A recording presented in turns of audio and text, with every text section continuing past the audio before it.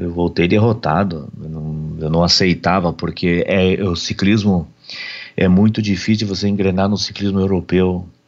E voltei bem triste, porque eu não sabia, eu não ia conseguir voltar para a Europa mais, certo? E por causa do maldito dinheiro, maldito médico que nós precisávamos na época, né?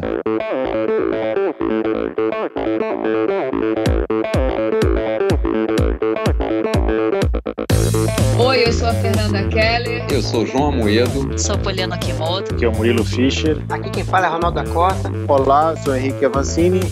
E esse é o Endorfina Podcast. Endorfina Podcast. Tamo junto, hein? Sou o Michel Bogli e aqui no Endorfina Podcast você conhece as histórias e opiniões de triatletas, corredores, nadadores e ciclistas, profissionais e amadores. Descubra quem são e o que pensam os seres humanos que vivem o esporte e são movidos à endorfina.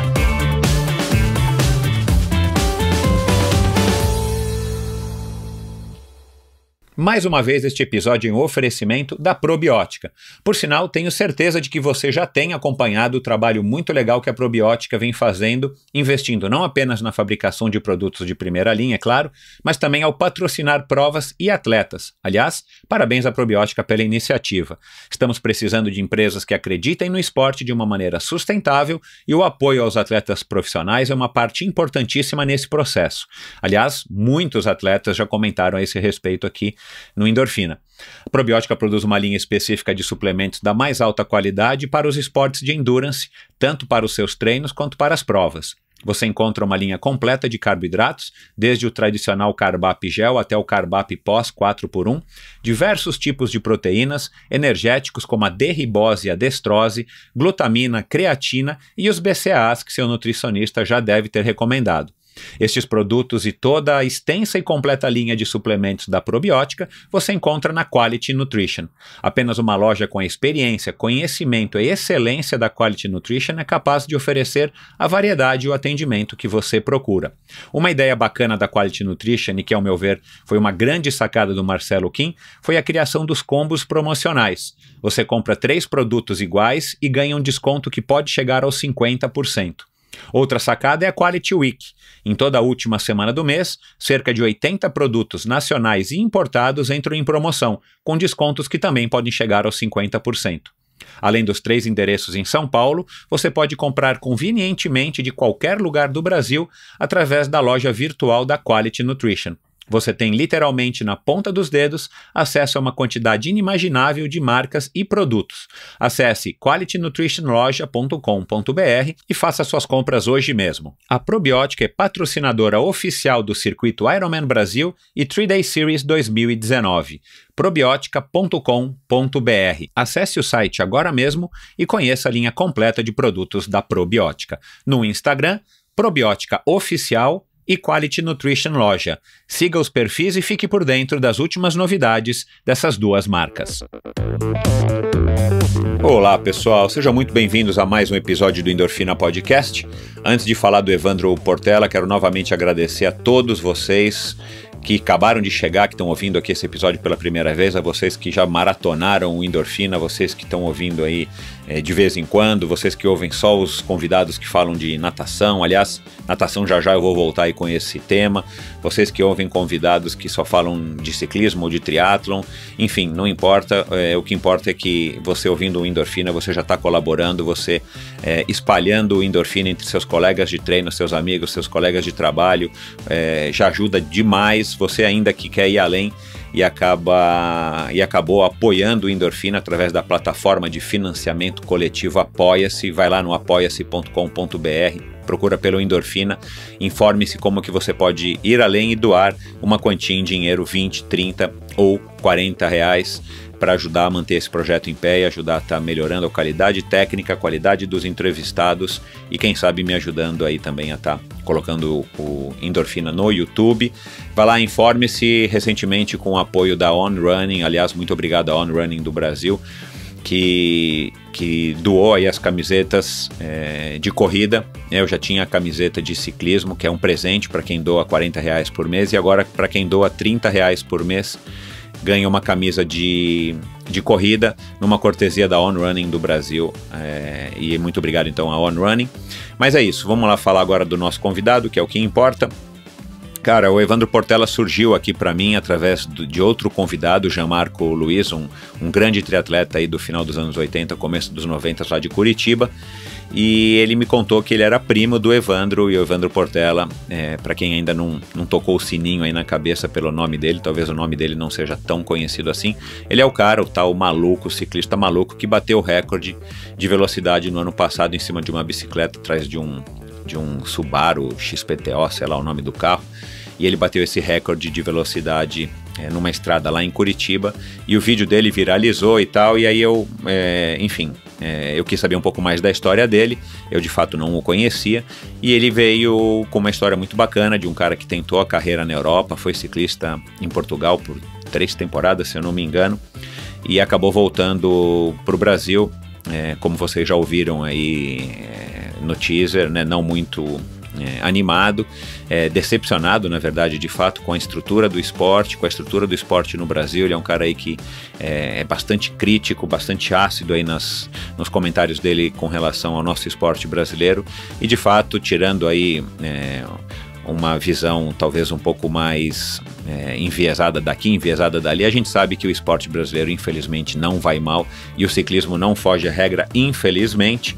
Mas ele vai contar um pouco disso, acho que é bacana pra gente ter uma noção. Nós estamos no mês de julho, né? Quem tá ouvindo esse episódio assim que ele foi lançado, nós estamos no meio do Tour de France, então é legal a gente entender um pouco o que acontece com o nosso esporte, qual é a visão, a opinião de um ciclista que teve lá, foi, tentou e enfim, teve o seu sucesso, mas como ele mesmo diz, ele preferia ter ficado lá e ter continuado, mas ele não teve condições.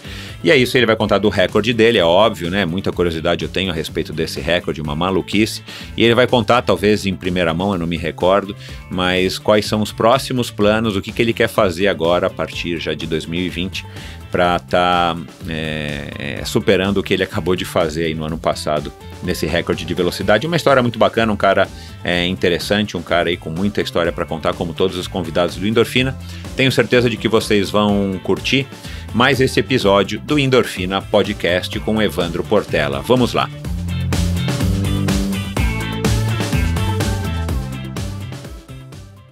Recebo hoje para um bate-papo muito franco e direto um ciclista que reflete a dura realidade da modalidade por aqui.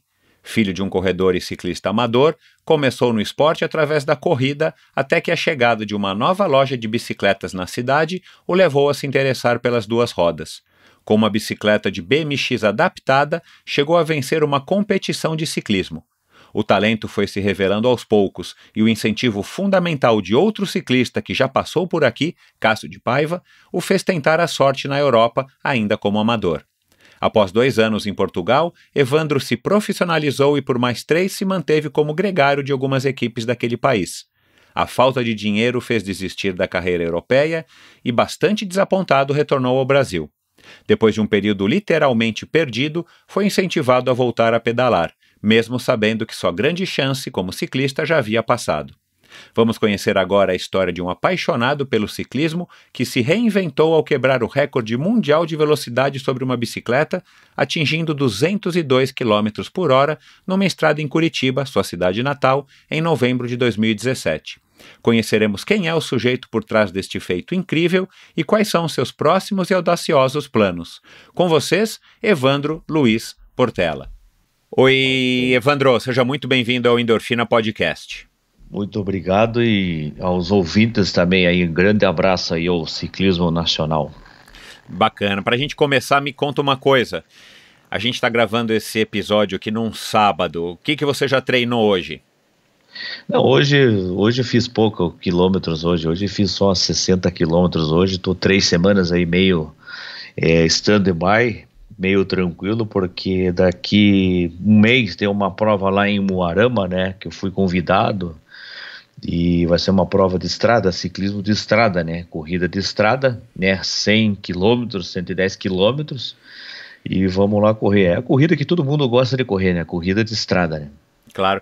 Me diz uma coisa, você já está com 42, né? Passou dessa barreira aí dos 40 que os 40 de hoje não são os 40 que eram quando a gente era garoto, né? E não é só porque a gente está vivendo isso hoje, mas a gente tem uma qualidade de vida muito melhor e a gente consegue, do ponto de vista esportivo, também aproveitar melhor as ferramentas e o treinamento, o próprio equipamento e tal. Então a gente consegue performar um pouquinho melhor, talvez, do que se a gente tivesse há 30 ou 20 anos atrás. Sim, sim. Como é que você está fisicamente hoje? Como é que está o Evandro com 42, frente ao Evandro que já competiu aí por 5 temporadas na Europa como ciclista profissional? Hoje, fisicamente, eu me encontro bem, né? Pela idade, 42 anos, aí essa gurizada aí de 20 e poucos anos aí, tem que treinar bastante para me largar na estrada, porque, como diz o outro, tô bem forte fisicamente, só que eu tenho aquela disciplina que vem lá de trás, né? Do ciclismo dos anos 80 e 90, né? Que eu aprendi com o Jair Braga, Mauro Ribeiro, convivi muitos anos com o Cássio de Paiva em Portugal, quando nós corríamos profissional lá, né? E a gente vem pegando, tenho essa bagagem, né? E fica a memória muscular, né? E convivi com russo também, espanhóis, portugueses, então fica essa bagagem nossa aí, né? Que hoje eu consigo aí ter uma forma física bem boa aí para andar com essa gurizada aí. Apesar que o nosso ciclismo, rendimento de estrada, né? Praticamente não existe, está morto, né? Hoje só se fala aí em mountain bike e turismo, mas a gente faz o que pode, daí eu sou mais do ciclismo de estrada, né? 100%. Isso. A gente vai falar desse tema aí da saúde do nosso ciclismo, né? Agora que que você já falou da tua saúde que anda boa e tá deixando a gurizada ainda sofrer para ficar na roda. Vamos voltar um pouquinho aí do começo. Aliás, você falou do Cássio de Paiva, né? Foi um episódio muito bacana, já gravei com ele no ano passado, foi uma conversa muito legal, um dos nossos heróis aí do esporte. Com certeza. E conta aqui, como é que você foi apresentado ao ciclismo? Você que tem aí 42 anos, você é um pouquinho mais novo do que eu. Como é que você foi apresentado ao ciclismo? Isso foi em 1988 para 89, né? Ali perando 90, né? Meu pai já corria de bicicleta aqui na capital do Paraná, daí eu comecei com o lendário ciclista Jair Braga, né? Ele e a esposa dele, a Mônica Braga, vieram para cá em meados de 1990, montaram uma loja, daí acabei conhecendo o Jair Braga, e ele foi meu técnico aí durante anos, e o que me ensinou aí a ser ciclista, né? E ele, Jair Braga, falecido Jair Braga, tem um dos maiores currículos do país, né? Como tantos outros, né? Jair Braga, Mauro Ribeiro, Nando Squadra e tantos outros aí, né? Cássio de Paiva, que foi aí o meu padrinho que me levou para o ciclismo internacional lá fora, né? Que corremos tantos grandes prêmios juntos, né? E é isso aí, eu comecei com o Jair Braga. Legal.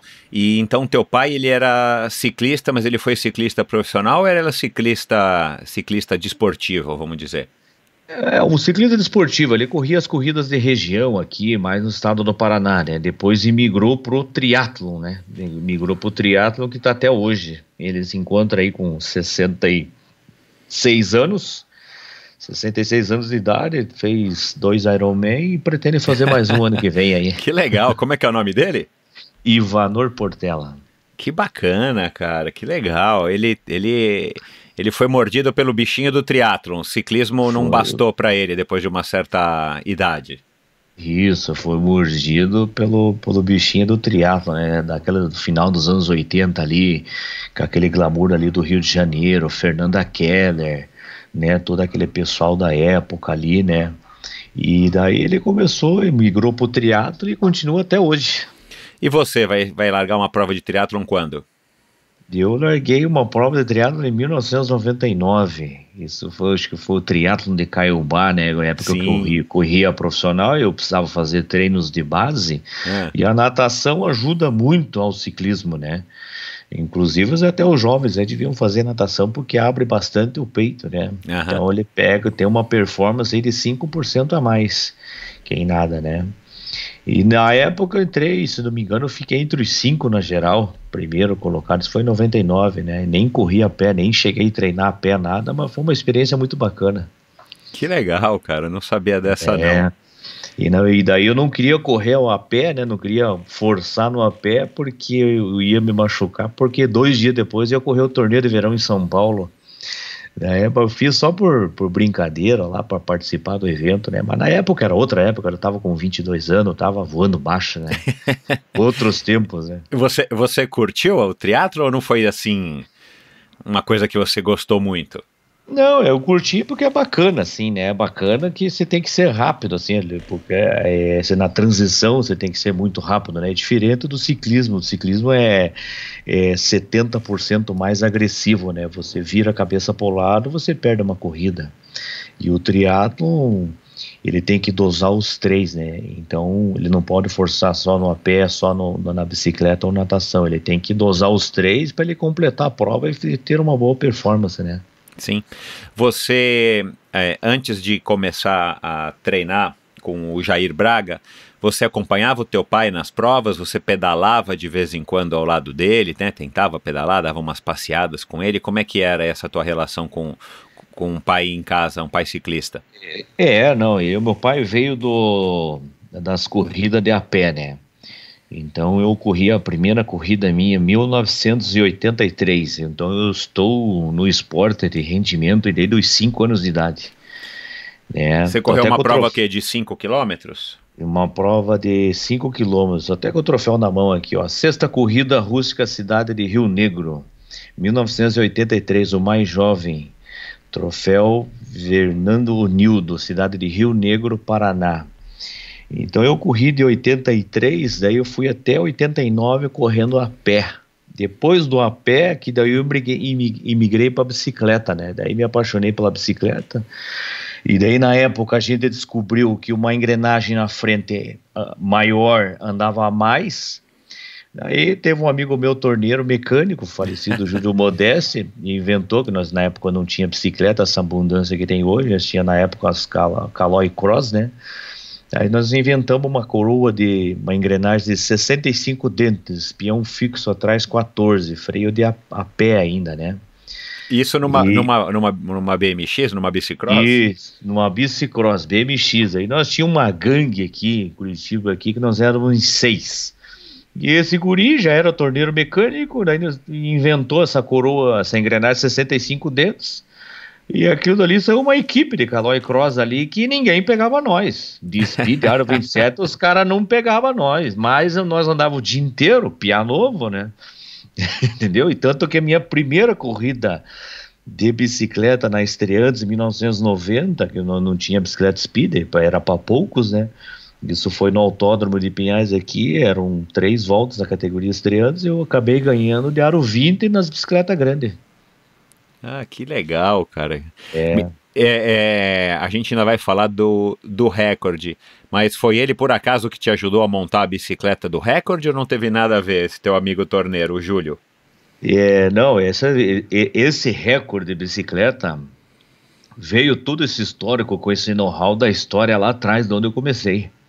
Né? Se nós não inventamos naquela época uma coroa de 65 dentes, 14 atrás, aro 20, e andava mais que a bicicleta, o que vale numa bicicleta Speed hoje 53,15, então nós conseguimos andar junto com as Speed, né? Uma aro 20 com um pinhão só, né? Uhum. Daí eu pensei assim, se nós chegamos naquela época, a bicicleta, por que não inventar uma coroa maior e pegar um vácuo de um carro, de alguma coisa, para chegar a uma velocidade extrema, né?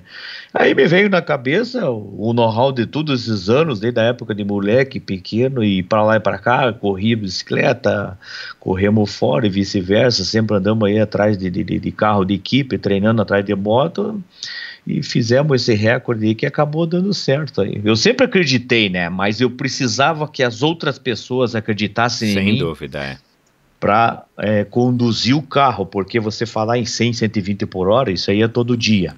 Agora você falar numa velocidade extrema, 140, 180 e 200 km por hora, o motorista, o cara que conduz o automóvel, ele tem que ter uma mente assim muito boa, porque o que passa na mente do cara dirigindo o carro é complicado, cara. Você põe no lugar do cara dirigindo um maluco atrás a 200 por hora, ele tem 30% de se safar qualquer coisa que aconteça, né? Não que vai acontecer, mas caso vinha acontecer alguma coisa, ele lá atrás ele tem 30% de se safar, né? O resto não se salva. Bom, já a gente vai falar disso. E quando é que você percebeu, aí você começou a treinar com o Jair, quando é que você percebeu, ou ele percebeu, que você teria aí um futuro como ciclista?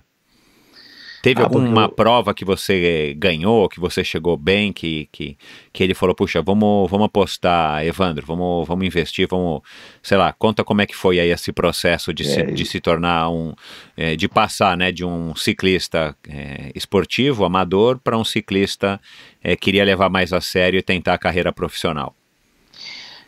Porque o Jair, ele foi sempre um atleta de rendimento, né? Então a experiência que a gente teve com ele, das histórias que ele contava, a gente se espelhava muito nele, né? Volta da Bélgica, volta do Uruguai, por aí vai. E a gente, hoje é diferente, né?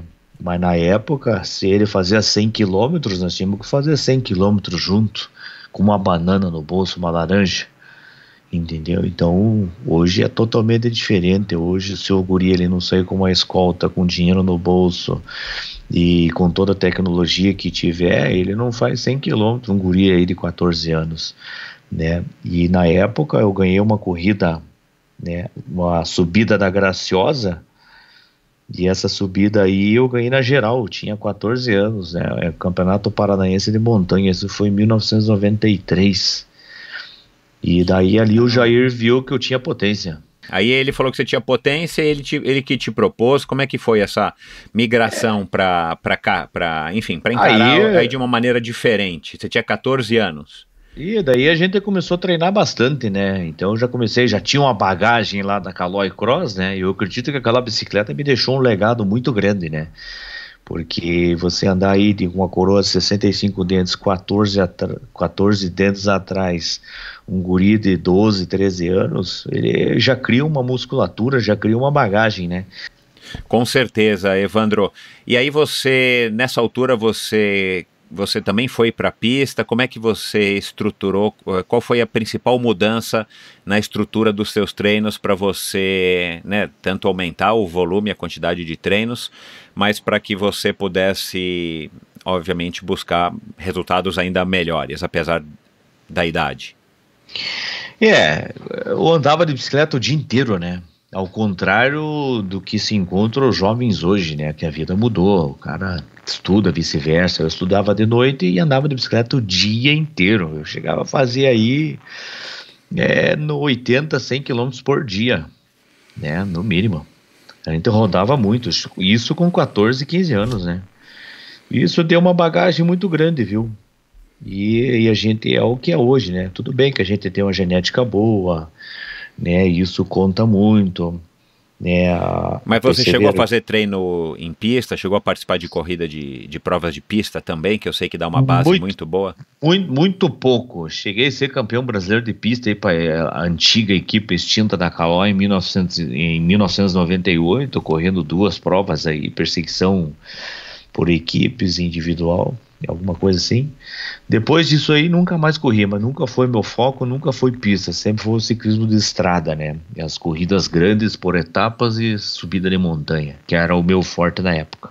E foi o Jair que foi te introduzindo às provas, ao mundo do ciclismo, ou você a essa altura já sabia quem era, por exemplo, o Mauro Ribeiro, quem tinha sido o Renan Ferraro? Você já estava buscando conhecimento através das revistas e um pouco de internet?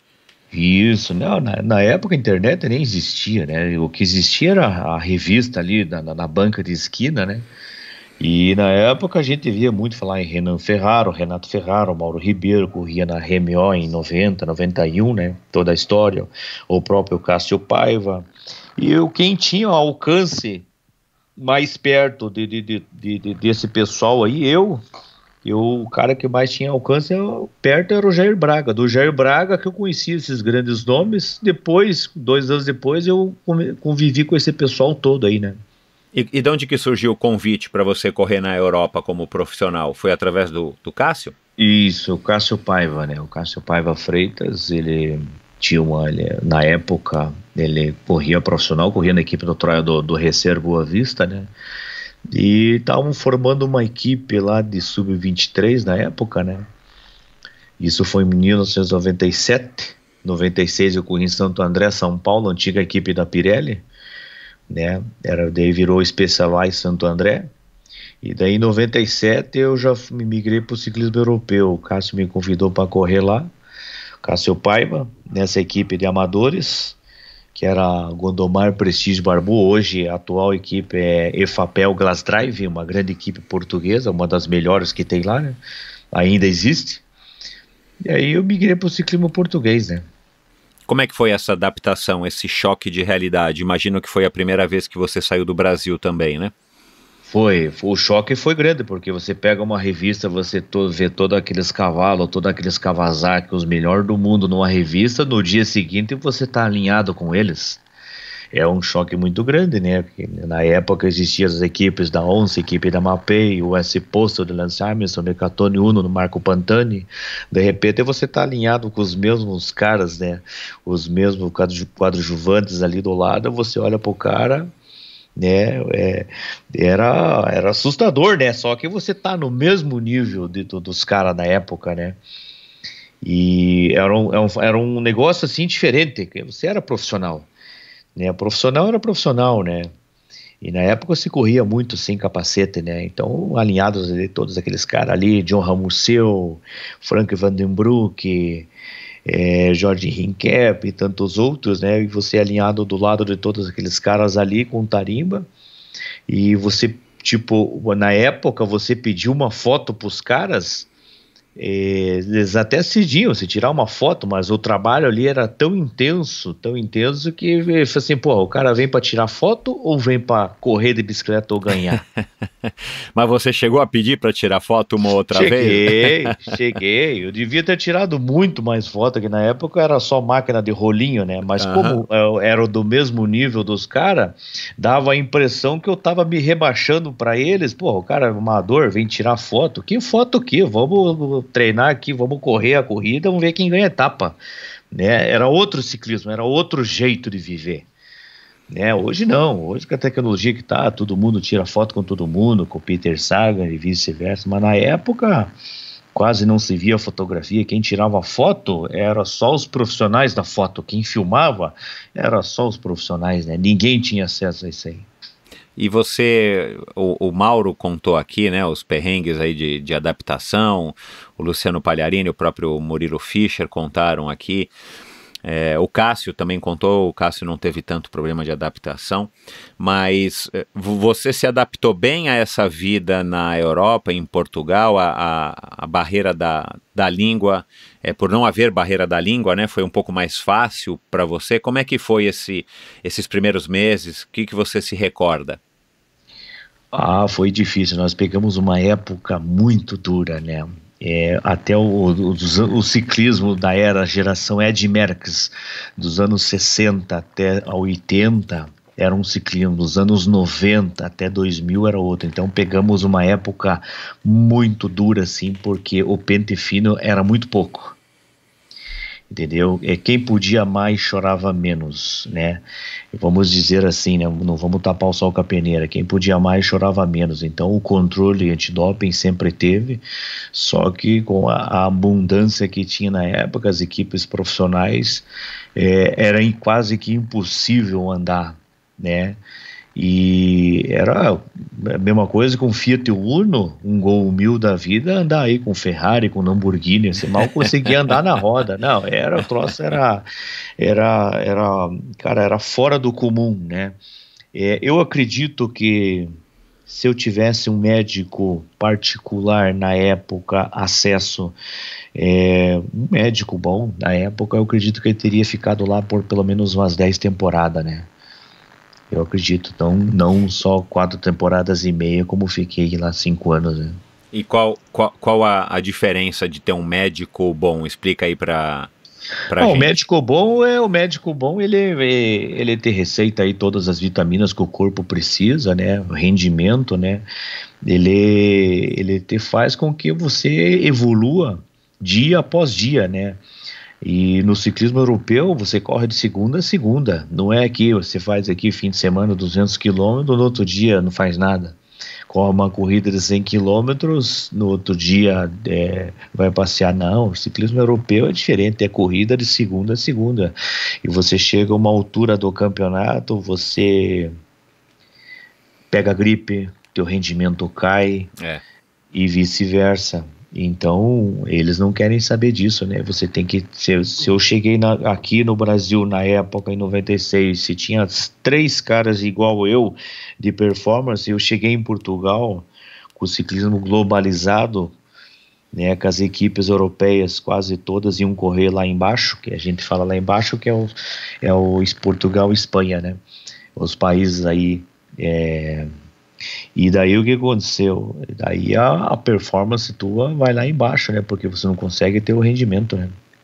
E me diz uma coisa, na sua opinião, não dá para andar nas cabeças se você não se dopar? Olha, não digamos assim se dopar. Eu acredito que se eu tivesse pelo menos o mínimo de vitaminas que tinha na época, a gente tinha andado melhor, né? A gente tinha umas B12 lá, umas proteínas da época lá. Assim, né? Hoje o ciclismo tá bem mais limpo, né? Não vou dizer que sim, né? Mas lá na Europa tinha muito disso aí, né? Pegamos uma época muito difícil, né? É até chato falar dessa maneira, mas só quem correu naquela época, ali nos anos 90 para cá, viu como que estava o ciclismo, né? Geração Lance Armstrong e vice-versa. Se eu não me engano, em 97, que acho que foi o ano que você foi para a Europa, foi o ano do escândalo da Festina, né?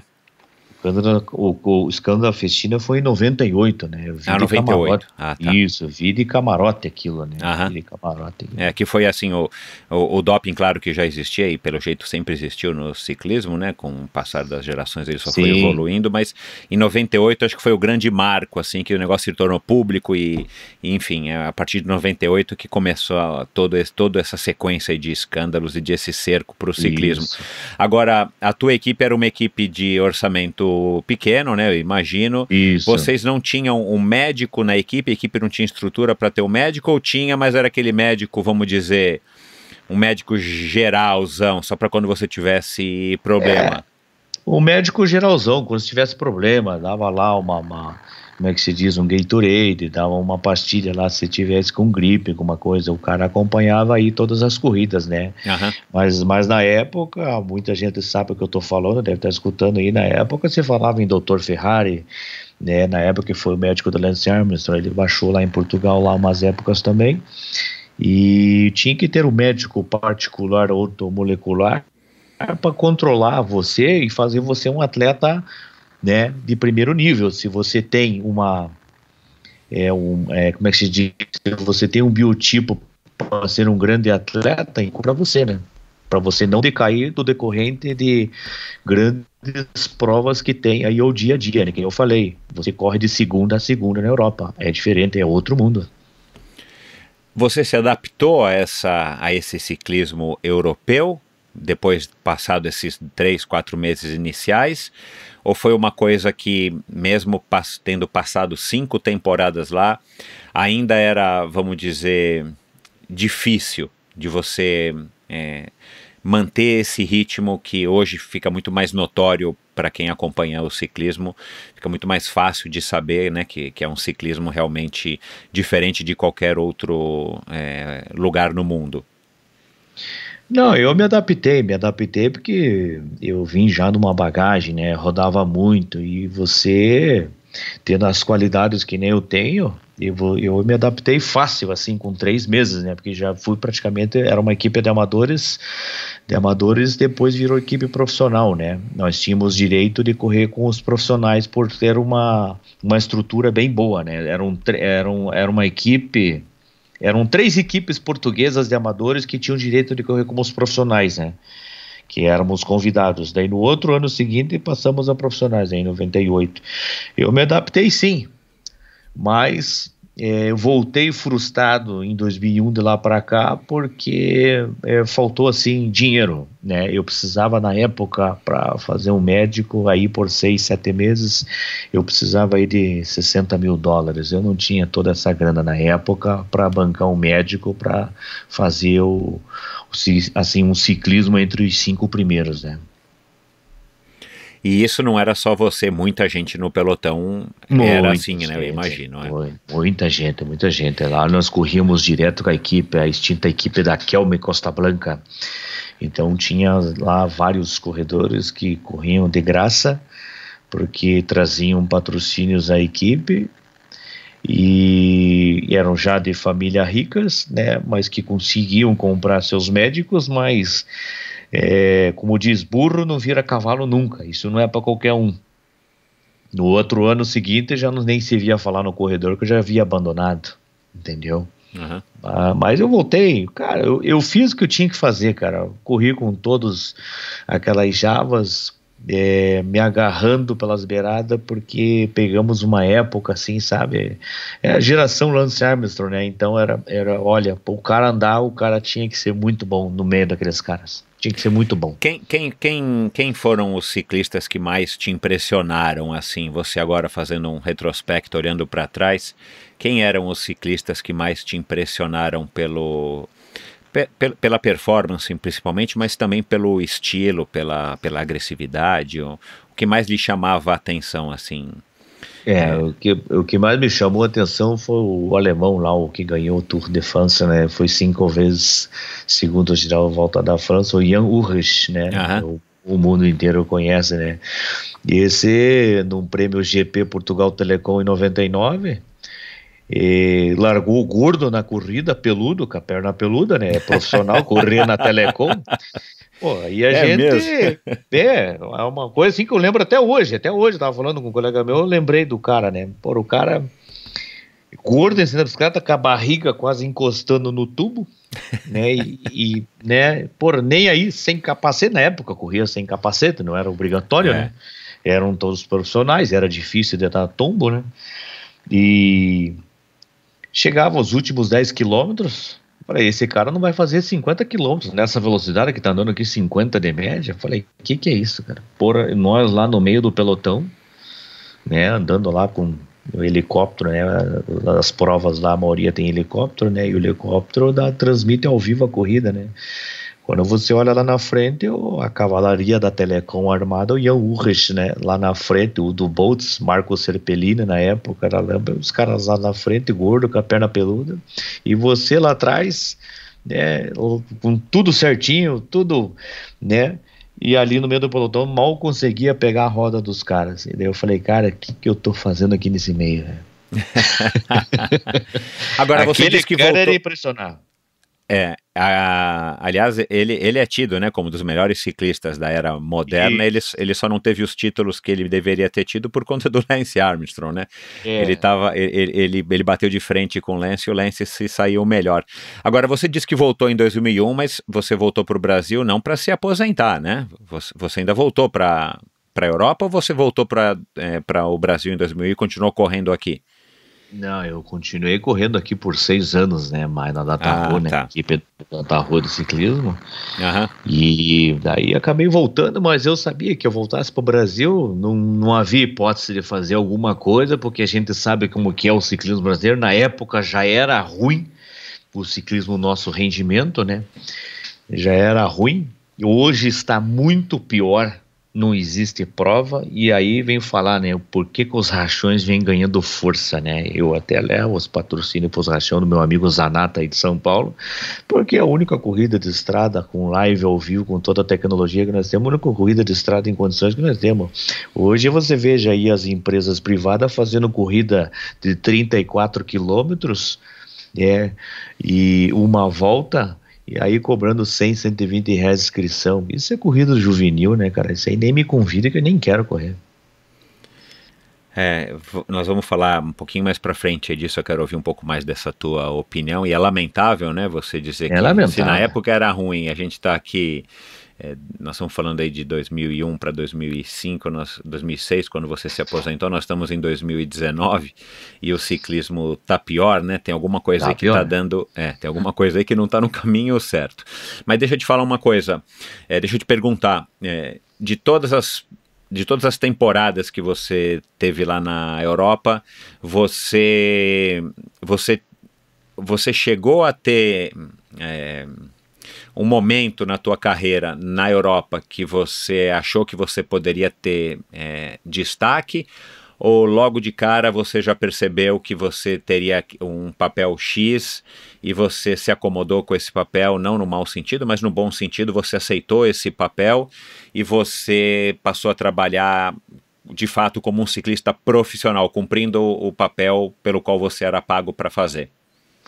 Sim, na época eu era gregário, né? Eu, Cássio Paiva, nós tínhamos um líder da equipe que era Arnoldo Sabriquinas, ex-Rios Scott, uma equipe italiana, e esse cara fez aí quarto no Paris-Roubaix em 98, nós éramos gregário dele, que era um russo e um lituano, né? E o Cássio já via com 34 anos e éramos gregário. Oportunidade tivemos, viu, Michael?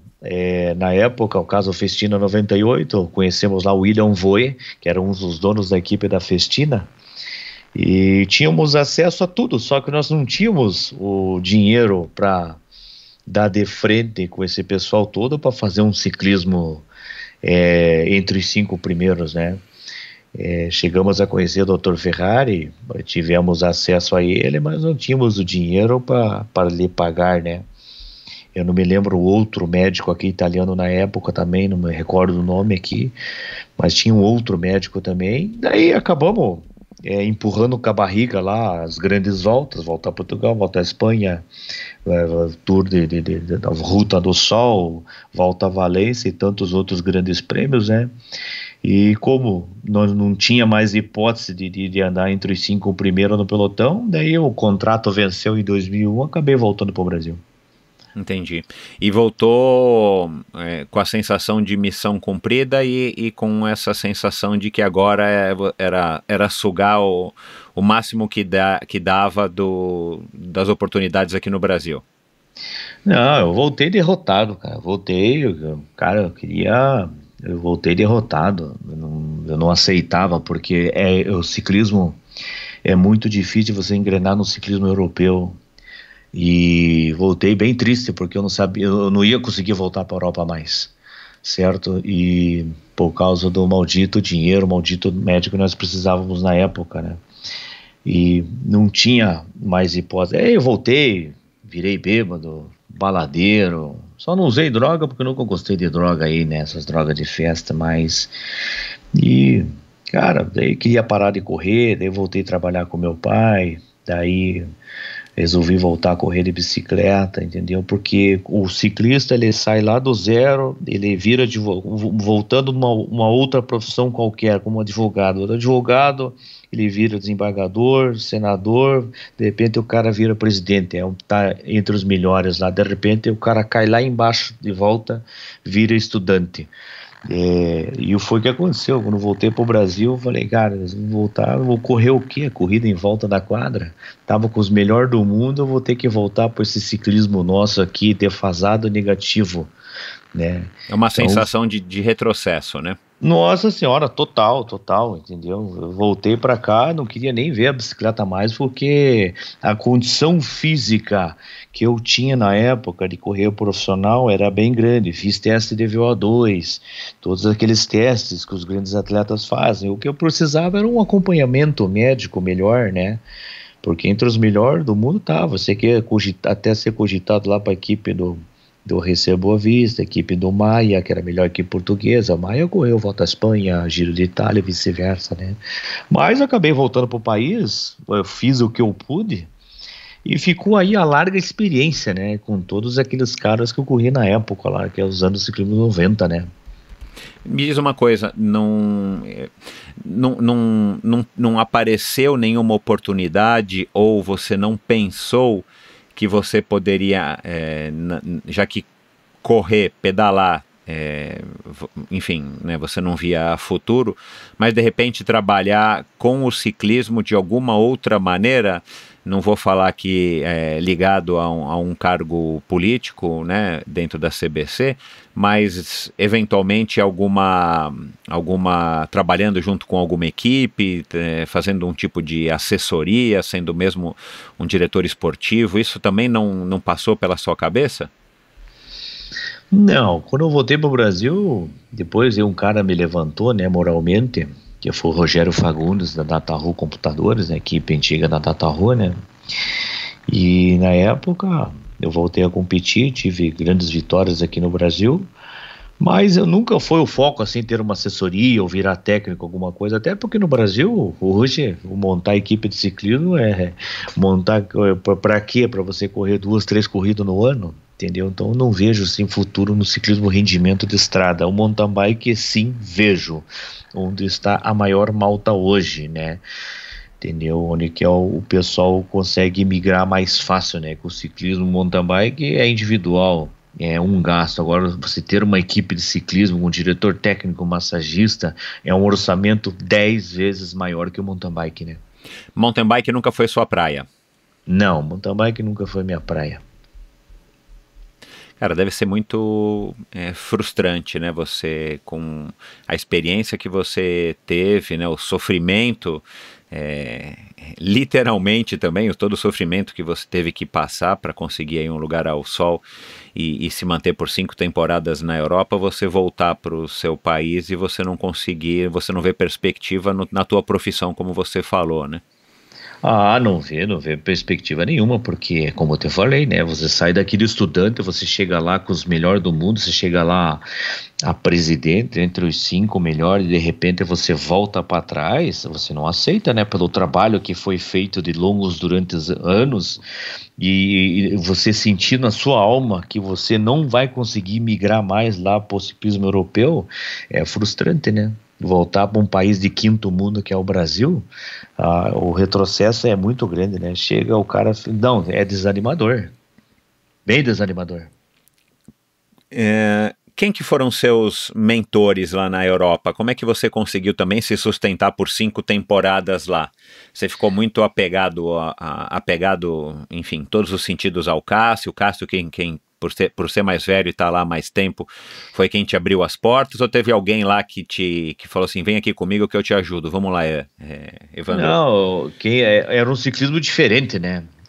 Lá na Europa você ia em janeiro e voltava em outubro, você corria a temporada toda, você não podia vir para casa, né? Se você andasse bem, talvez a equipe te pagasse uma passagem para vir para cá, mas as despesas, a equipe era total portuguesa, então eu tinha tudo isso aí lá em Portugal, né? Tinha carro na garagem, tinha motorista particular, cozinheiro, 4 bicicletas. Eu somente corria profissionalmente, eu não fazia mais nada. O Evandro, e qual foi a prova nessas 5 temporadas correndo na Europa? Qual foi a prova que mais te marcou, assim? Qual foi o resultado que mais você valoriza aí de todas essas 5 temporadas na Europa? Foi das poucas provas que eu ganhei lá. Quando eu estive lá, ganhei 12 provas, né? Como amador, como profissional, só trabalhei, né? Eu era gregário, né? Mas a prova que eu mais me significou tanto foi uma volta na França, uma volta de amadores da França, Tour de l'Est Parisien 97. É uma prova de 6 etapas, né? E eu acabei ganhando 2 etapas, com aquelas equipes amadoras na época, e foi um negócio muito especial, que a última etapa foi na chegada no Champs-Élysées, onde é feita a volta da França, o último dia, né? E eu acabei ganhando a etapa lá, que foram uma etapa de 140 quilômetros. E eu ganhei 2 etapas e ganhei a classificação geral. Que legal. E depois fiz terceiro geral, volta de Madrid, na Espanha, né? Terceiro geral, e acabei ganhando a geral montanha também. Essas foram as 2 vitórias que eu obtive lá no ciclismo europeu como amador, né? Vou fazer uma pergunta que me surgiu agora aqui de improviso. O ciclista, né, a gente já falou um pouco dessa situação do ciclismo brasileiro, lembrando que o ciclismo amador, desculpa eu ter cortado, lembrando que o ciclismo amador na época não tinha idade. Gente que passava profissional, não andava no profissional, voltava para o amador de volta. E isso era uma idade de 19 anos até os 45. Ah, não sabia, que legal. O Sub-23 surgiu em 1998. Entendeu? Antigamente, né, eu peguei uma época duríssima, que era o ciclismo amador e o ciclismo profissional. Eram duas categorias. Entendeu? Ah, não sabia, entendi. E tinha muita corrida que falavam, o próprio Mauro Ribeiro falava que as corridas, a volta da Paz de amador andava mais que o ciclismo profissional, porque os 20 primeiros ali da volta da Paz da Polônia de amador, os 20 primeiros geral, passavam ao profissional na época. Então era uma luta muito grande. É uma disputa, né? Todo mundo querendo lugar ao sol, né? Todo mundo queria lugar ao sol. Então o ciclismo amador na época andava muito forte porque muita gente forte. Era tudo misturado. Vamos lá. O ciclista hoje, um garoto aí, uma garota que esteja nos ouvindo, que está começando a se destacar ou ganha uma provinha local aqui ou ali e por acaso quer tentar ser um ciclista profissional. A gente já sabe mais ou menos aí que o Brasil talvez não seja um país para a pessoa tentar a carreira. Começa-se no Brasil, mas logo que tiver oportunidade, pelo menos essa é a opinião de Mauro, de Renan, de Murilo, de Luciano, de Louro, de Márcio Maia e a tua. Deve sair daqui. Será que hoje ele, ao invés de ir para a Europa, será que um ciclista brasileiro teria alguma chance de conseguir se profissionalizar, por exemplo, indo para a Colômbia, que é um país mais próximo, que é um país com uma cultura talvez não tão diferente da cultura brasileira, né? Tem essa facilidade de serem línguas próximas, e a Colômbia é um berço tão, enfim, tão prolífero aí de ciclistas que acabam, claro, não fazendo carreira na Colômbia como ciclistas profissionais de ponta, mas indo para a Europa. Mas será que não seria um trampolim mais fácil de se procurar ao invés de ir direto para a Europa? Com certeza, basta o corredor querer, o cara que quer ser corredor, criar vergonha na cara, ir para a estrada e comprar uma passagem e ir para a Colômbia lá, né? Porque hoje o ciclismo está mais fácil, né? Hoje existem os controles, hoje está pente fino, a comunicação é muito mais fácil, entendeu? Hoje, se o cara que tiver vontade de correr de bicicleta mesmo, tiver vontade, eu tô falando vontade de correr de bicicleta, que ele nem olha para trás, ele vai ali amanhã cedo, compra uma passagem e vai lá na Colômbia e desembarca lá na Colômbia com a sua bicicletinha, arruma um quarto, durma e se enfia nas corridas e acabou, meu amigo. Entendeu? No mínimo vai ser mais barato, né, do que ir para a Europa. Toda a vida. E tanto se o cara quiser ir para a Europa também, não precisa de padrinho, de pessoas fazendo conexão, que nem o Cássio Paiva fez comigo na época, né? Tem um brasileiro assim assado. Hoje não, o cara vai para a Europa lá, se enfia numa corrida de amador, se enfia no Ganfundo e vai conhecendo gente, daqui a pouco tá numa equipe lá de amador e vai andando, se ele andar bem, né, vai se transformando, né? Hoje a comunicação está muito fácil, o ciclismo é outro, entendeu? Então está muito fácil de você imigrar para os outros países do que aí há 20 anos atrás. E é bizarro, né, cara? Assim, o que hoje que a Colômbia tem e que a gente não poderia ter, né? Pelo amor de Deus. A Colômbia tem uma gestão que fala em ciclismo, né?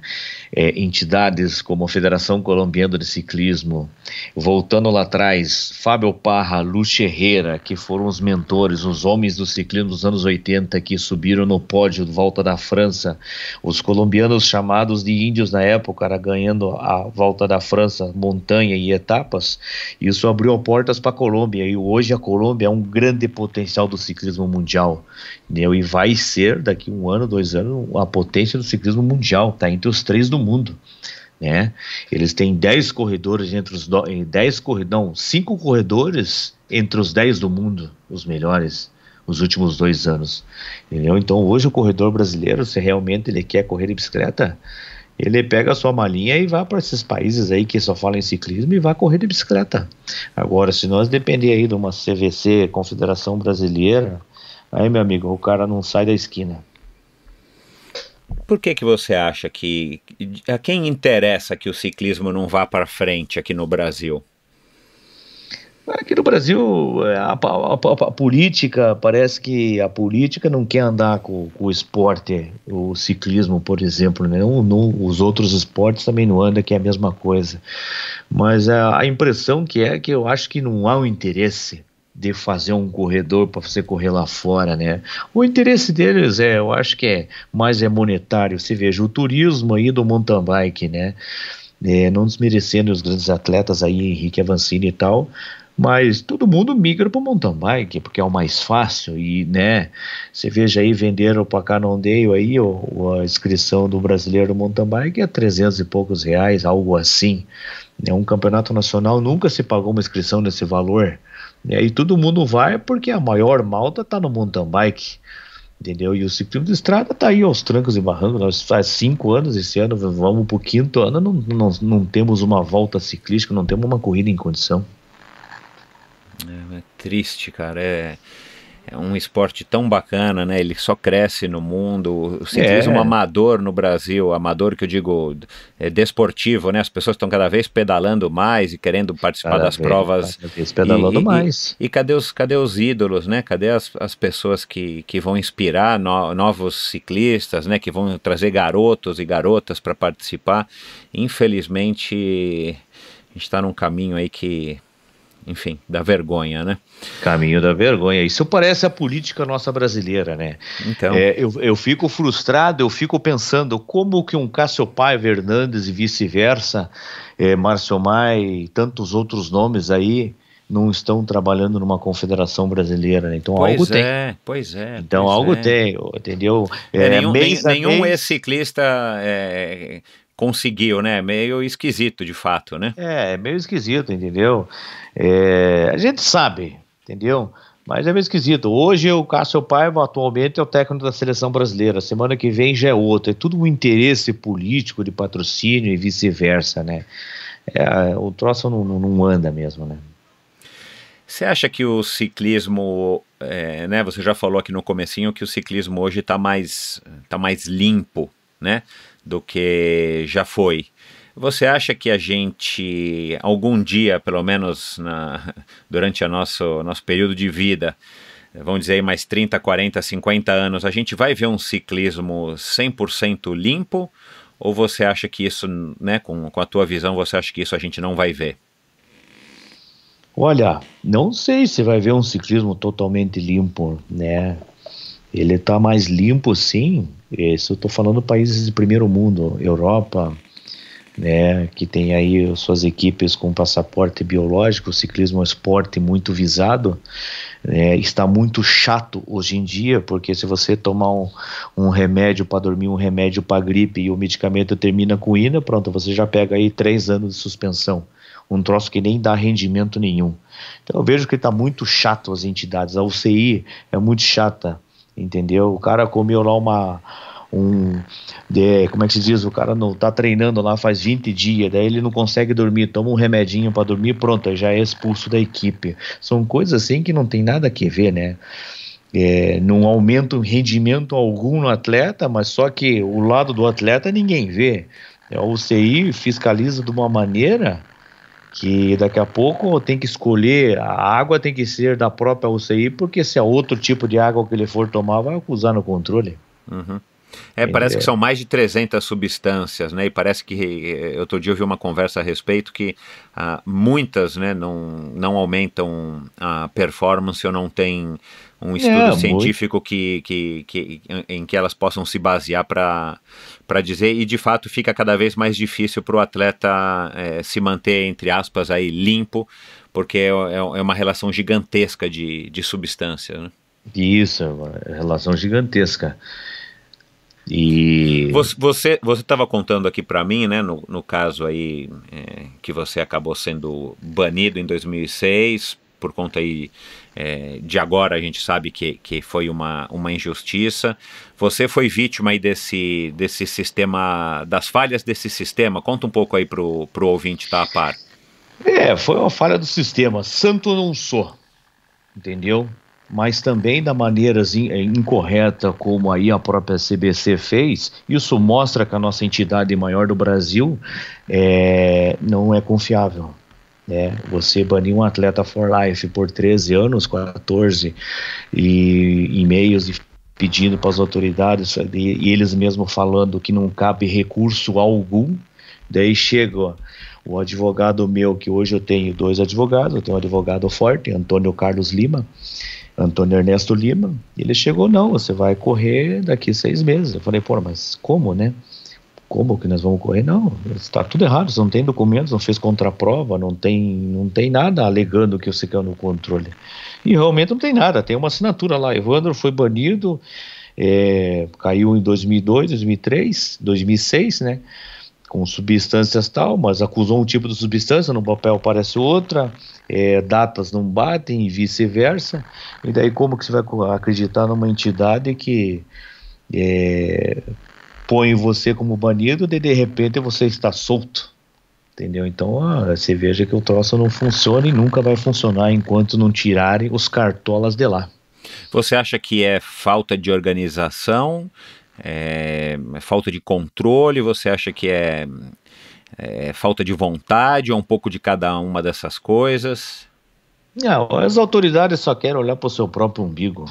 Aquilo ali é uma política, é uma máfia, entendeu? Eu não estou aqui para tapar peneira, não estou para agradar ninguém, entendeu? E eu vejo o lado, eu gosto do corredor de bicicleta que come banana com pedra, que o corredor sofre, o corredor não tem nada, não tem nem café para tomar amanhã cedo, não tem pneu para treinar, entendeu? Então eu sou a favor, eu estou do lado do corredor, não estou a favor de entidade nenhuma, entendeu? As entidades aí, me desculpem, mas não fazem ciclismo algum, se estão fazendo muito pouco, eu não vejo nada, entendeu? Eu só vejo o corredor dia e noite reclamando para cima e para baixo, e é isso aí.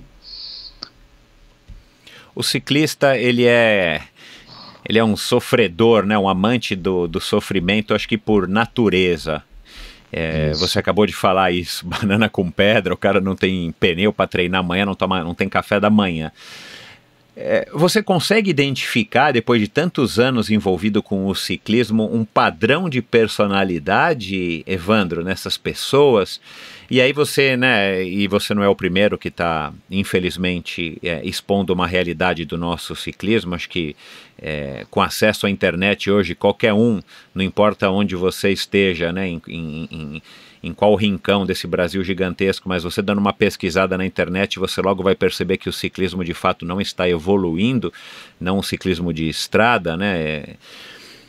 Por que as pessoas acabam indo para o ciclismo? Por que as pessoas acabam optando por um esporte que infelizmente não demonstra ter nenhum futuro, pelo menos não no médio prazo? O que o ciclista tem? O que o cara precisa ter para ser um ciclista e querer sofrer tanto, comer banana com pedra, para não ganhar nada, né? Em todos os sentidos. Isso já vem no sangue do cidadão, né? Já vem no sangue, né? Mas hoje, muita gente está indo para o ciclismo de estrada. A maior parte está indo para o MTB, para o mountain bike, que cresceu muito, né? Mas o ciclismo de estrada é 3 vezes mais perigoso, é 10 vezes mais difícil, exige mais, tem que ter equipe e vice-versa, entendeu? Por isso que nós estamos numa decadência de prova a cada ano que passa, aí as provas de juvenis aí, fazendo corridas de elite com quilometragem para a categoria juvenil de 35 quilômetros, entendeu? Então estamos numa decadência fora do comum. E eu não vejo assim um futuro, porque esse pessoal aí que está na CBC dirigindo o ciclismo rendimento aí, falam que é isso, falam aquilo, todo esse pessoal que foi para o Centro Mundial de Ciclismo voltaram para trás, não vi ninguém sobressair, então eu não sei o que acontece, entendeu? É uma má gestão, uma má vontade. Eu só vejo lucros e lucros após ano, e eles cada vez melhores, os cartolas e vice-versa, e o corredor cada vez pior, não tem nem bicicleta no fim de carreira, não tem nem o café para tomar outro dia. Essa aqui é a realidade, meu amigo. É triste. Bom, vamos falar de uma coisa bacana para a gente ir encerrando aqui. Você bateu o recorde de velocidade em 2017, finalzinho de 2017, né? Foi em novembro, se eu não me engano, 26 né? Dia 26 de novembro. 26 de novembro de 2017. 202 quilômetros, só para explicar aí para o ouvinte rapidamente, até 50 quilômetros por hora você foi pedalando livre, vamos dizer assim. Aí você entrou com 50 quilômetros por hora numa estrada em Curitiba, você entrou atrás de um carro, um Mitsubishi Lancer todo preparado, né, se eu não me engano. Era um Subaru WRX, Subaru 440 cavalos, turbo. Um carro de rally de última geração, e aí um carro com uma carenagem gigantesca, né, uma espécie aí de bolha para te deixar num vácuo quase que perfeito, e aí o carro foi acelerando até 200 km por hora e você atrás, obviamente, pedalando, mas numa zona de vácuo aí quase ideal, se me corrija se eu estiver errado. E da onde que veio a ideia, cara, para bater um recorde, para se sujeitar a uma situação tão perigosa, né? Foi grana, você ganhou uma puta grana com esse recorde, foi ideia de uns malucos aí que te bancaram e você resolveu entrar nessa. Da onde que veio essa ideia de atingir esse recorde? É recorde mundial? Eu acabei não... Recorde mundial. Recorde mundial, mas ele foi homologado pelo livro dos recordes? Foi homologado, ainda não saiu ainda, porque demora um ano e pouco e vice-versa. Mas é um recorde em estrada, né? Porque tem recorde em outras superfícies, ou eu estou enganado? Isso.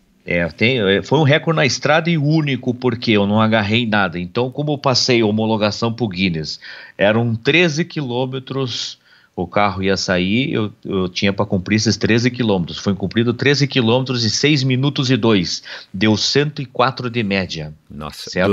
do zero ao zero. 0 ao 0. Então, como o regulamento era 13 quilômetros, resolvi fazer na estrada, que é 4 vezes mais perigoso que fizer no deserto do Sal, visando uma coisa lá na frente de fazer no deserto de Yuma para Bolívia, que vamos daqui um ano para chegar a 290 km por hora. Curioso aí por essa história. Mas fala da ideia do recorde, da onde que nasceu essa ideia?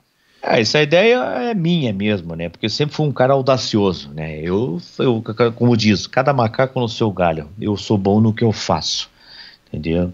E nesse sentido aí, sou o melhor do mundo, eu fiz sem agarrar em nada, quebrando a barreira do vento. Ao contrário, né? Ninguém me bancou nada, os patrocinadores bancaram, mas eu gastei aí uma bagatela aí quase 140 mil reais para fazer tudo isso daí. Agora que vem os frutos, né? E a carenagem é uma carenagem até pequena, porque ela ia até a metade do garfo. A impressão que era grande é porque ela foi plotada, certo? A carenagem de acrílicos envolvido tudo no laboratório aqui de Curitiba e tal. A carenagem ia até a metade do garfo. Da metade do garfo para trás, eu estava no vento. Por quê? Para sobrar para mim fazer lá na frente, entendeu? Então foi muito difícil. O vento estava a 22 km por hora. Virou o tempo aqui em Curitiba, foi muito difícil. Você tinha um dia só para realizar, ou você combinou com a polícia, sei lá, de sexta a domingo? Um dia para fazer, porque a rodovia federal ela foi fechada os dois sentidos. Eu tinha protocolado no governo do estado esse evento, era um evento internacional homologado, certo, pelo Guinness e outras entidades, né? E eu não podia, eu só tinha uma tentativa, porque nós estamos no Brasil, outra, segunda tentativa, você não pode pedir o direito de ir e vir do cidadão. Então eu tinha o direito de 30 minutos para fazer esse evento na rodovia federal. Foi feito 6 tipos de alvará do governo, né? Deu tudo certo, né? Mas eu fiz de uma maneira para não errar meio centavo, porque se eu errasse meio centavo ia me comprometer todo mundo. Então foram os últimos 3 anos, eu trabalhei duro em cima disso aí. Os últimos 6 meses eu, motorista, treinamos direto em cima disso daí para não acontecer nenhum tipo de erro, né? Mas foi muito difícil, porque na casa dos 140 por hora, o batimento já estava 212 por minuto. Então já estava ofegante, né? Eu acredito que se tivesse evento a favor, o batimento estava aí 198, 190 BPM por minuto, nós íamos chegar aí a 210, 211 por hora. Esse era o cálculo, né? Quem que te ajudou nessa empreitada, assim? Porque É claro que não é simples, exige um certo estudo, uma preparação. Quem é que ficou aí nesses 3 anos lado a lado com você, alimentando esse sonho e tocando para frente esse projeto? Eu e o Eros de Conto do Saga Intervention, né? Esse é o Eros de Conto, um amigo meu, velejador, né? Amigo do Almir Klink, os amigos dele lá que ele gosta de velejar, né? E o Eros sempre foi um cara assim ousado também, né? E quando eu encontrei ele na loja do amigo meu, aí em Curitiba, loja de carro, e eu falei, pô, esse carro aí anda bastante, pô, aguenta pegar uns 180 por hora? Ô, claro. Daí eu falei pra ele, cara, vamos pegar um vácuo esse carro, eu atrás de bicicleta. Não, vambora, vamos fazer então. Porém, eu falei, cara, esse cara tem pedigree, esse cara vai fazer comigo. E acabou fazendo, o Eros ficou comigo os últimos 3 anos, cumpriu, honrou com essa empreitada nossa, e ele está dentro desse projeto do Salar de Uyuni agora, aí que nós vamos aí daqui 8 meses, 1 ano, que o projeto está pronto, falta vir os patrocinadores grandes agora que vem, que esse projeto é o meu Salar do Uyuni da Bolívia. Peraí, você ganhou grana com esse recorde? Muito pouco dinheiro, eu tive que tirar dinheiro do bolso, eu gastei aí quase 150 mil reais para fazer tudo isso aí. Eu achei que você tivesse feito pelo menos alguma coisa. Não, eu não ganhei nada. Hoje eu ganho com os vídeos virais meu, né? Ganhei uma grana legal aí. Mas eu gastei nisso aí, né? Visando lá na frente fazer uma coisa legal lá fora, desbancando os norte-americanos e vice-versa, sem agarrar em nada, né?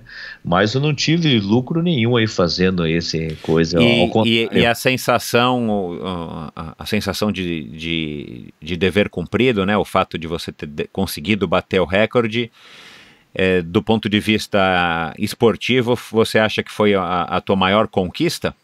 Assim, a maior alegria, a maior vitória que você teve? Foi a maior vitória que eu tive, que é um troço assim surreal. Quem viu no dia eu passar 200 lá embaixo, lá no final da reta lá, entendeu? Foi uma coisa única. O pneu era pneu tubular, era um pneu maciço? Que pneu que você usou? É um pneu feito pela Continental, o pneu foi desenvolvido para alta velocidade, até indico, galera, não façam isso aí, que é mega perigoso. É verdade, cara. A bicicleta, é uma Caloi 10 melhorada, entre aspas, uma Giant TCX de ciclocross quadro somente com uma engrenagem maior. Eu fiz na configuração ciclista bicicleta normal. Né? Mas o quadro foi reforçado ou era um quadro... Não, o quadro é um quadro normal do ciclocross, porque a caixa de centro é mais alta, porque a coroa era grande. Exato, como ela tinha 105 dedos, ela estava 2 dedos do chão para pegar. 3 centímetros do chão pegava a engrenagem do chão. Então era uma engrenagem muito grande. Entendeu? Então... O garfo tinha algum reforço na espiga? Não, o garfo é um garfo forte mesmo, porque a bicicleta de ciclocross é forte, então ela suportava essa bicicleta. A única coisa que eu coloquei no tubo do meio é 7 quilos de chumbo para não levantar voo a partir dos 180 claro, km por hora por causa das moléculas do vento. A partir dos 180 por hora eu estou com 35 quilos entre eu e a bicicleta, então o perigo aumenta. Eu faço então ideia. Eu não pude, no meu consciente eu não podia ficar 3 palmos para trás do carro, sendo que eu fiquei uma bicicleta para trás. Então foi pura sorte, diz o ditado, né? A mente domina a matéria. Então o psicológico meu estava muito forte, eu e o motorista se isolamos aí, faltando uma semana antes, ninguém falava com a gente, porque o estresse é muito grande, era uma coisa única, era um momento único, e acabamos fazendo o que deu. Quem foi o motorista? Eros de Conto. Foi o Eros de Conto que foi o motorista também? Eros de Conto. Entendi. Bom, qual é a história desse novo recorde, dessa ideia? Vamos divulgar aqui para o pessoal. Quem sabe aí tem gente que conhece gente que tenha interesse em te ajudar de alguma maneira e tal. Conta aí para mim e para o ouvinte qual é As portas estão abertas para os patrocinadores, né? E a gente foi um negócio na época que ninguém acreditava, mas está mais provado que eu dei 200 por hora numa bicicleta quebrando a barreira do vento, sem agarrar em nada, como os outros fizeram, Denise Miller, Fred Hoppenberg, Guy Martin, fizeram rebocado num cabo que de a aço, bicicleta né? a bicicleta fica presa, né? E aí uma certa velocidade solta a bicicleta, não é isso? Isso, solta a bicicleta. Eu vou fazer da minha maneira mesmo, né? A única coisa que eu vou fazer é com roupa de borracha, capacete fechado, que é o regulamento deles, mas vou sem agarrar em nada e vamos, se Deus quiser, vamos chegar aos 290. Essa é a probabilidade que a gente chega Para lá. daqui aproximadamente, quer dizer, no máximo em um ano. No máximo em um ano, porque... Que vai ser na Bolívia, no Salar de Uyuni. Isso, Salar de Uyuni na Bolívia. Lá eu tenho uma pista de 25 quilômetros. E já usaram esse salar para fazer Já, recordes? vários. É bem planinho é bem plano, 25 quilômetros. 25 quilômetros, né? Ele é maior que o Bonneville, Utah, nos Estados Unidos, que lá é 13 quilômetros, né? E aqui na Bolívia é 25. Então temos bastante espaço para fazer isso daí. E a cada ano cresce 15%, 20% dos recordistas do mundo inteiro fazendo o deserto da Bolívia, porque tem mais espaço. Claro, e pra gente ainda é mais barato, pô. Pra gente é mais barato, apesar que lá não se encontra nada, pra gente é mais barato, né? Claro, é. Você treinou, só uma curiosidade, falando do recorde do recorde de 2017, você saía para treinar um treino de traz carro para chegar a 120, 160, 180? Treinava diariamente. Mas você chegou a qual velocidade num carro normal? Ou você já saía com o carro preparado daquela maneira, a hora que o carro estava pronto? Eu treinava de segunda a segunda, né? Sempre os treinos foram intensos, que nem ciclista profissional, porque senão o cara não aguenta, né? Porque não pode deixar amolecer a perna. Não pode deixar amolecer a perna. Eu não posso perder o gingado como não perdi até hoje. Sempre andando de vácuo, de moto, nos carros, vice-versa. Entendeu? Então estávamos sempre treinando. Mas qual velocidade que você atingiu atrás de um carro antes de bater o recorde? Você chegou a atingir 160, 180? Cheguei. Tanto que a Polícia Federal queria nos prender, né? Ministério Público, vice-versa. A Polícia Federal queria me prender. Tive uma reunião com eles lá. Eu falei, tivemos uma reunião antes, né? Eu falei, cara, eu peço desculpa aqui, toda a cúpula da Polícia Federal, porque eu tinha que fazer esses treinos e eu não queria incomodar vocês, né? Porque eles perguntaram, pô, Raminei, como que você me funciona? Aí a gente viu pelas câmeras você passando a 180, 160 por hora, um bando de maluco com 6 motos de pista na rua, abrindo o trânsito e vocês loucos sem freio atrás. Me explica isso aí. Meu Deus do céu. Então foi maluco. Parecia cena de filme de triplo X, os treinos. Os treinos saíam às 6 horas da manhã, 5 motos na frente, rasgando o lado esquerdo da pista. E nós atrás com o Subaru, no mínimo que andava era 120 por hora de aquecimento, 120 por hora. Na retomada dos últimos 13 quilômetros, aumentava entre 140 e 160. No dia que eu cheguei a 180 por hora, aí eu vi que eu tinha condição de chegar aos 200. E foi a velocidade máxima que você atingiu antes do recorde? Foram várias vezes, né? 140, 160, 180, 184 km por hora, nessa base, né? Não queria passar muito disso daí, porque senão ia estourar o bloco, como diz o outro, né?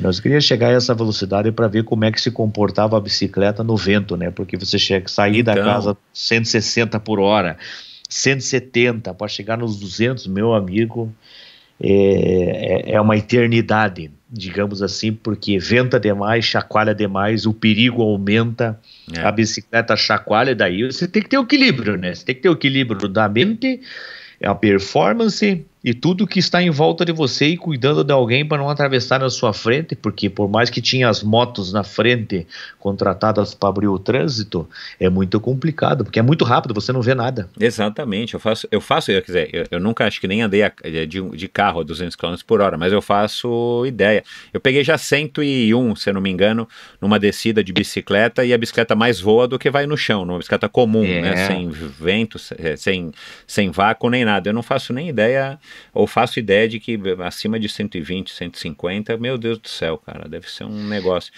Você teve algum momento durante esses 3 anos que você quase desistiu? Tipo, sei quase, lá... quase desisti assim nas últimas 2 semanas, né? Meu pai brigando comigo o dia inteiro, que vai acontecer isso, que vai acontecer aquilo, e vice-versa. Tivemos uma discussão feia, porque todo mundo fica nervoso, né? Exato. Mas eu tinha uma calma, né, uma experiência, um know-how muito grande. Eu falei pra ele, cara, hoje você não vai no treino, porque hoje é um negócio sério, o evento é meu, eu que vou fazer, tá tudo certo, fica tranquilo. Ele tremia mais que vara verde, né? Porque é uma velocidade absurda, tanto que nós tivemos 3 equipes de filmagem, nenhuma equipe conseguiu filmar umas imagens legal a essa velocidade, porque quando chegava lá, cara, eu quero que você tire o braço a 140 por hora, faça um take assim, assado. O cara pensava 2 vezes, né? No dia do teste, o teu pai foi? No dia do teste, no dia do recorde, o teu pai foi? Foi no dia do Suando recorde. frio. Suando frio, foi no carro da frente, né? Que estava acompanhando com as câmeras ali. E você falou assim, se eu não infarto agora, eu não infarto mais. Porque a velocidade é muito grande, Mike. A velocidade é muito grande, chegou nos 190, eu não via mais nada, o óculos chegou a voar do rosto. Então... Correu. Não cheguei a ver nada. Evandro, como é que vai ser, cara, 290? O que vai ter que mudar para que você consiga atingir essa velocidade sem estar amarrado no carro? A diferença é que não é um carro de corrida, né? É um carro normal de rua, claro que potente, uma BMW X6. Esse carro aí vem com quase 700 cavalos de fábrica, pneu preparado, o carro já vem pronto, né? E vamos fazer com a carenagem, ele vai perder aí 20 e poucos cavalos, que eu já falei com mecânicos e vice-versa. Ele vai perder por causa da resistência que a carenagem vai trazer, tá? Vai trazer a resistência, né? E a bicicleta vai ser a mesma bicicleta que o Guy Martin, o lendário Guy Martin, o inglês lá, usou, né? 2 engrenagens de cada lado, 80-14 e 80-9, o que vale a 144 dentes, né? Se fosse uma engrenagem só. Ela fica pesada para arrancar, mas depois dos 115 por hora ela já começa a facilitar mais, né? A nossa maior audácia é quando passa da casa dos 200, né? Porque daí a atmosfera é outra, né? A mente é outra, a atmosfera é outra, aí o bicho começa a pegar. Mas se Deus quiser, vamos chegar a essa velocidade extrema, né? Aí vamos tentar desbancar aí o mundo, o universo, aí os norte-americanos e vice-versa, e vamos fazer uma coisa única, trazer aí a nossa bandeira para o nosso país, e que nós somos capazes também, nós temos um cara bom aqui. O que você vai ter que mudar no teu treino? Você já pensou para que você consiga atingir os 290, ou tecnicamente no treino você não vai ter que mudar nada? Não, os treinos são o mesmo, né? Ciclismo performance, a parte de cardio bem forte, musculação bastante, porque tem que ter muita explosão, né? E quantos RPM você chegou no máximo nos 202 km por hora? Você tinha algum medidor lá de RPM? Tinha um medidor de RPM. Eu acredito que, eu não me lembro assim de cabeça, eu acho que foi 126 RPM por minuto. Se não me engano. Que já é bastante. Também você não pode girar muito, porque senão você fica muito instável, né? E fica muito instável, a roda traseira começa a jogar. Apesar do chumbo que eu tinha na bicicleta, e como a coroa era um peso de 5 dentes de um lado, 5 quilos de um lado, a coroa pesa 5,5 kg, certo? Aham. E do outro lado eu tinha que compensar com chumbo amarrado ao pé de vela para compensar, porque com a velocidade a bicicleta começava a entortar para o lado. Entendeu? Então foram vários testes. O pé de vela era o quê? 185 ou era um pé de vela mais curto? O pé de vela 175 mesmo. Tá. Bicicleta, o pé de vela 175, rodas de alumínio, com roda chata. Eu testei essa bicicleta no dinamômetro de carro a 270 por hora. Ah, que legal. Foram feitos vários testes. Claro. Os caras me seguraram em cima do dinamômetro, tudo, pra ver se a bicicleta aguentava. Eu não fui assim, na loucura, como fazer. Não. Claro, não, eu sei. Calculado. Em termos de pedal, como é que tipo de taco, como é que você fez para que de repente não escapasse o pé do pedal? Não, taco normal. Taco look. Pedal normal, look com taco novo. Look, taco novo. Bem apertado, provavelmente, né? Se Bem devia tá. apertado, né? Uma bicicleta normal, né? Uma Giant normal, com 4 velocidades atrás, um câmbio Dura-Ace atrás, uma corrente de 8 velocidades, porque a corrente tem que ser grossa para ela não escapar na coroa. E em cima tinha um suporte igual do downhill. Sim, para que não caísse. Flexionando a corrente para baixo, lá no câmbio central, lá em cima, para a corrente não cair. Uma borracha esfregando na corrente, justamente para a corrente não pular, porque se a corrente dá um pulo, meu Deus do céu, ela entra debaixo do pneu da bicicleta, esquece. Nossa, o cara, esquece. Não, o cara sai voando lá 3 km. E você largou com quantas libras no pneu, você lembra? Com menos? 110 libras mesmo. Ah, tá. 110 libras, mas o pneu, contando com o pneu... Que pneu que é esse Continental? Um Continental para altas velocidades? E para alta velocidade. Esse pneu aí me custou $1.200 cada um. Nossa, sim, mas que modelo que é? É um modelo... É o Continental Four Season, só que ele é um Four Season para velocidade. Na verdade, ele é só Four Season pelo nome, né? Claro. É o Four Season, mas ele desenvolveu... Mas você tem que encomendar isso, porque não tem para vender na loja, né? Não, eu falei com a Continental fez os pneus para velocidade, eu falei que ia quebrar um recorde aqui, e eles resolveram fazer. Falar, não, fazemos tudo, mas vai ter um custo, tanto tal. Não tem interesse, mas a gente faz o pneu para você. Como eu não queria correr riscos assim com câmera e pneu, eu falei, eu vou ter que mandar fazer os pneus, né? Porque vai que o pneu, não queria explodir o pneu, né? Mas é uma segurança a mais, né? Podia ter feito com o pneu normal, né? A estrada boa, tudo podia fazer com o pneu normal, mas vai que o pneu desencaixa do aro com velocidade extrema. Agora, para fazer esse recorde numa pista de sal, né? E eu já tive em salar, já andei no sal de carro e de moto, inclusive. É uma superfície que ela é plana, mas ela não é lisa, né? Ela é toda farelenta, assim, crequenta. Que pneu que você vai ter que usar? O que muda? É um pneu mais grosso? É um pneu tipo, sei lá, de mobilete? Um pneu de mountain bike? Eu vou usar pneu aí 32C. É um pneu mais largo, né? Ah, claro. É um pneu mais largo porque a velocidade aumenta, né? Certo. E a estrada é craquelenta, como você falou, cheia de rachaduras no sal. E eu tô com um especialista aqui que é do deserto, do sal, já correu de carro lá, tem carro preparado. Então nós vamos abrir a estrada passando as máquinas para deixá-la bem lisa. Ah, entendi. Há uma preparação na pista, além, uma preparação. Não é só chegar lá e pegar o sal que está lá. Ah, entendi. Nós vamos preparar a pista, colocar os cones, fazer a risca no meio, 25 quilômetros, vai ser passada as máquinas, tudo. Claro, para você também, para o carro também se guiar, né? Seguir uma linha. Isso, né, ele vai seguir a linha, vai ser feita uma estrada que já tem, mas vai ser passada as máquinas para não ver nenhum erro, né? Medidor de radar, tudo certinho. A qual distância que você está de realizar esse sonho? Vamos dizer, de 0 a 10 você realiza, 0 você está sonhando com o negócio ainda. Onde é que você está? Você está já depois do 5, 6 ou você ainda está abaixo do 5? Não, eu tô no 80% já, né? A única coisa que falta aí é 20% os patrocinadores grandes entrar. Né, o projeto está pronto, né? Como vem patrocínio grande aí da cúpula do futebol, né? Porque o custo é bem alto disso daí. Mas vai dar certo, cara. Vai dar certo. Você não pode falar quem são os patrocinadores que já estão com você? Ainda não, mas eu estou envolvido aí com o pessoal do futebol, né? Porque onde tem assim o dinheiro hoje, né? Para fomentar tudo isso daí. Entendeu? Então o custo disso aí, eu só posso falar, o custo disso aí é R$500 mil. Uau.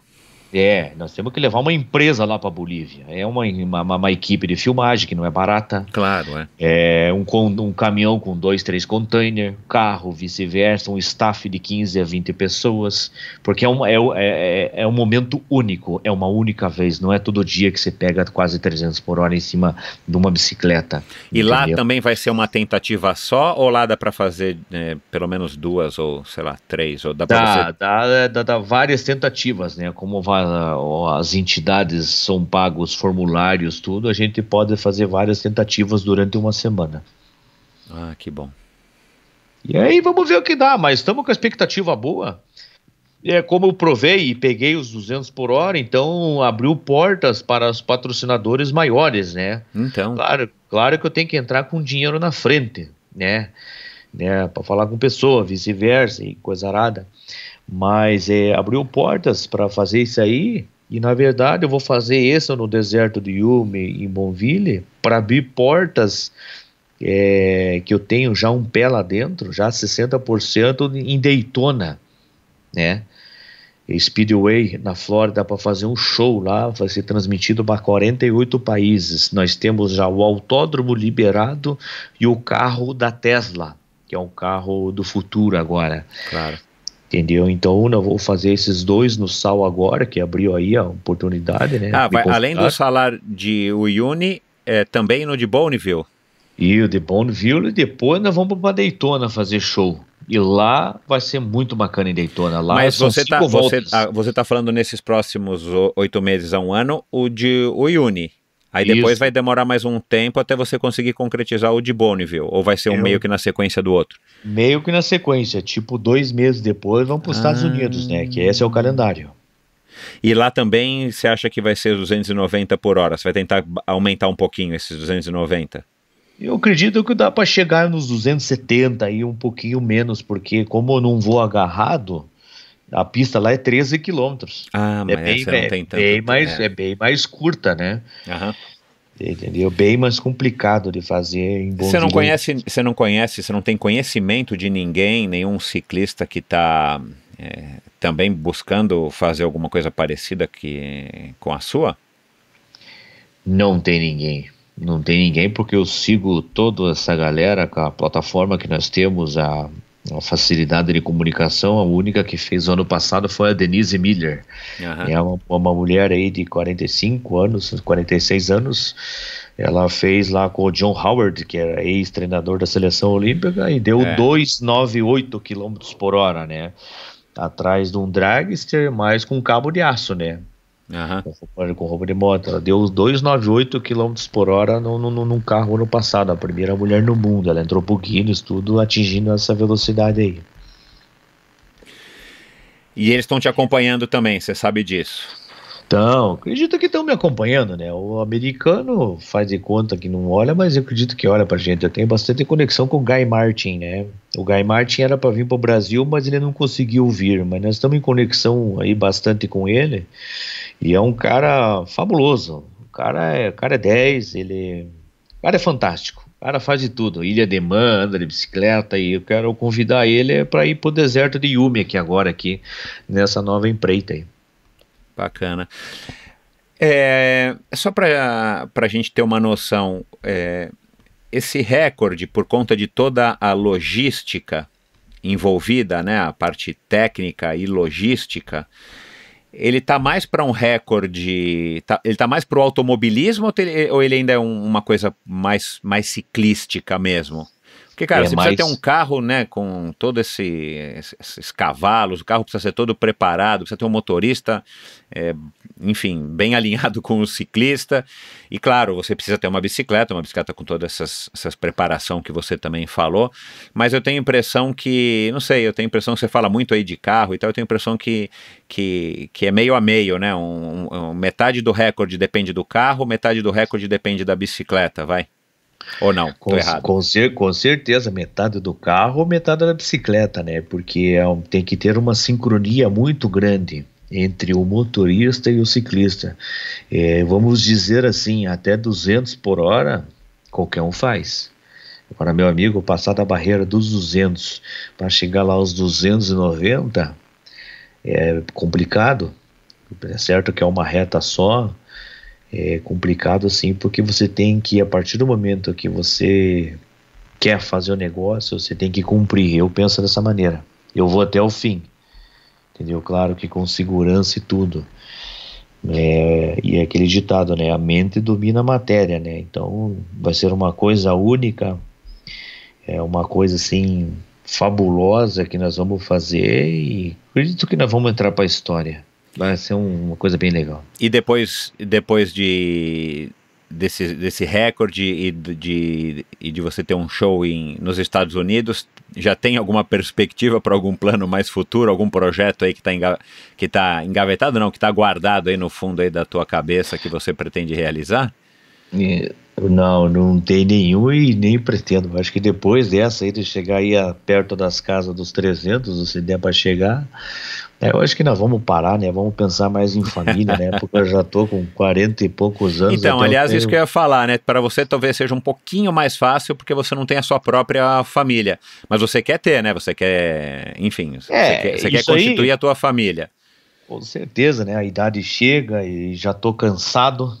Eu só estou aí porque gosto dos corredores, gosto do ciclismo, sou solteiro e vivo a vida intensamente, mas a idade vai pegando, vai chegando e, enfim, cara, tudo passa, né? Então eu tenho aí 5 anos aí, né?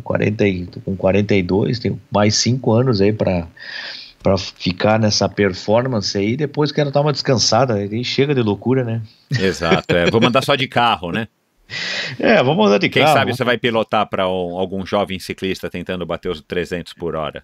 Vamos fazer outra coisa, vamos descansar, vamos fazer churrasco, passear na praia, porque olha, meu amigo, você andar aí acima da velocidade não é fácil, viu? Falando de ciclismo, você deixa de fazer outras coisas na tua vida. Eu tô perdendo muita coisa, assim, tipo, outras coisas legais de fazer, claro, né? Cada escolha é uma renúncia, né? Cada renúncia. Você tem que renunciar de muitas coisas para fazer o que eu tô fazendo. Eu acredito que se tivesse aí filhos, família, mulher, vice-versa, cara, se eu tivesse casado, eu já tinha me separado. Ou você tinha parado de pedalar ou você tinha se separado? Parar de pedalar, porque, olha, para aceitar um maluco que nem eu, cara, que fala em bicicleta e coisa arada, performance 24 horas, não é fácil, viu? Tem que renunciar a muita coisa para estar onde estou nesse momento fazendo e que vamos tentar concretizar. É muito difícil. Bacana, o sujeito nasce com isso, desde a BMX de 65-14 até hoje com 42 anos, o sujeito nasce com isso e ninguém tira isso de você, cara, isso você pode ter certeza, pode querer se aposentar depois de toda essa empreitada nova aí, mas isso continua no sangue, viu? Que nem eu falei, né? Você estava falando de família e vice-versa. Você veja que você tem que renunciar várias coisas, né? Chega fim de semana, fim de noite, só tá eu e as bicicletas. Não tem mais ninguém. Isso que eu falo de renúncia. Então, o cidadão já se sente sozinho. Só que, como você havia falado, tem que renunciar a muitas coisas para estar onde eu estou, aonde quero chegar. E se tiver essas outras coisas em minha volta, não será possível porque não há tempo. Você tem que estar focado naquilo que você quer concretizar. E com pessoas em volta de uma coisa grande que eu quero fazer, eu acredito que é meio que impossível, porque as pessoas não entendem e nunca vão entender aonde o ser humano quer chegar e onde eu quero chegar. É bem difícil, cara, entender. Então o cara tem que ser meio isolado. Acredito, solteiro, sozinho, porque é complicado você ter família em volta, que muita gente falando ao mesmo tempo, você acaba se complicando e acaba desistindo, né? Qual foi o melhor conselho que já te deram em toda a tua vida? Vamos falar aí de conselho esportivo. Conselho esportivo? Você pode citar aí qual foi um conselho que acabou mudando, que você seguiu, ou que você não seguiu e acabou mudando a tua vida? Olha, o conselho que eu dou aí, que me deram o conselho, eu falei, cara, siga o teu coração, cara, siga a tua alma. Só você pode cuidar dela. Vale a pena ser ciclista no Brasil? Olha, eu vou falar bem a verdade. Entusiasta, talvez aí, pro cara fim de semana. Agora, virar ciclista aí de rendimento aí, não se meta nisso que você vai passar fome, meu camarada. Entendeu? Que ciclismo nunca deu, nunca vai dar dinheiro algum. A gente só gasta, essa é a verdade. A gente faz, eu fiz sempre por amor à camisa. Essa sempre foi a verdade, sempre falo. Bacana. Evandro, quem quiser te seguir nas redes sociais, quem quiser conhecer um pouco mais do Evandro, né, além dessa quase 1h30 de conversa bem legal aqui que a gente teve, Quem quiser eventualmente tomar conhecimento do teu projeto e quem sabe estender aí uma mão e falar, cara, deixa eu te ajudar, vamos lá. Opa, como é que a pessoa te acha? Você tem uma conta no Instagram que eu sei, você tem conta no Facebook. Conta aí um pouco de como é que a pessoa procura o Evandro. Não procura você ou procura como é o nome dele lá, do teu amigo, do Eros? Hoje eu tenho uma assessoria de imprensa hoje, mas pode me procurar pessoalmente que eu converso, sou um cara legal, simples, falamos de ciclismo. E pode procurar no Instagram lá, Portela Evandro Portela no Facebook. E tô lá o tempo inteiro lá falando de ciclismo e colocando as coisas lá, o que tá acontecendo. E a gente tá lá, quem quiser me procurar, tiver um patrocinador à altura, cabível a mim para fazer esse projeto aí único, eu acredito que nesse momento aí, se tiver 5 pensando no planeta Terra, a mesma coisa é muito. Mas se tiver alguém aí à altura que queira fazer essa audácia aí, em termos de patrocinador, é um nome que se o cara colocar vai ficar eternamente rodando, porque isso nunca vai sair aí das mídias, sempre eternamente vai ficar rodando, que é uma coisa única. Você tá com essa estrutura que você falou, com uma assessoria de imprensa e tal, o projeto ele tá bem profissional, né? Porque isso também, como a gente tá falando de uma coisa de uma soma grande, bem grande para o ciclismo, né? Para um esporte como o nosso, ainda mais no Brasil, claro que o patrocinador ele também quer ver seriedade, quer sentir que o negócio é sério. Então você tem aí uma estrutura já bacana por trás, até por conta da experiência que você teve aí do ano de 2017, né? Certo. E o patrocinador, cara, ele você está falando de assessoria de imprensa, né? Isso, você tem, enfim, você tem gente por trás que está junto com você nesse projeto, né? Tem gente por trás aí, e na verdade a assessoria de imprensa vai começar a borbulhar daqui 35 dias, aí já começa a dar o start desse projeto aí do Deserto do Sal do Yumi, né? Uhum. E por enquanto nós estamos aí publicando as coisas que tem que publicar, mas está sendo estudada, a assessoria já vai entrar por 1 ano e 8 meses, né, essa assessoria completa. E pro patrocinador é bom, claro, o nome dele aparece em todos os lugares, né, porque é uma coisa assim que não vai sair só em rede social, é ESPN, é o UOL, todos os canais de comunicação, né, que nem futebol. A mesma proporção. Cara, que bom, boa sorte aí nesse caminho agora aí para esse novo desafio. Parabéns aí por toda essa iniciativa, essa vontade, esse amor ao ciclismo. E se quiser aí dar um último recado aí para os teus fãs e o ouvinte do Endorfina, fica à vontade, Evandro. Galera, o que eu tenho a dizer, não desistam dos seus sonhos, né? A mente domina a matéria e não fiquem sentados no sofá.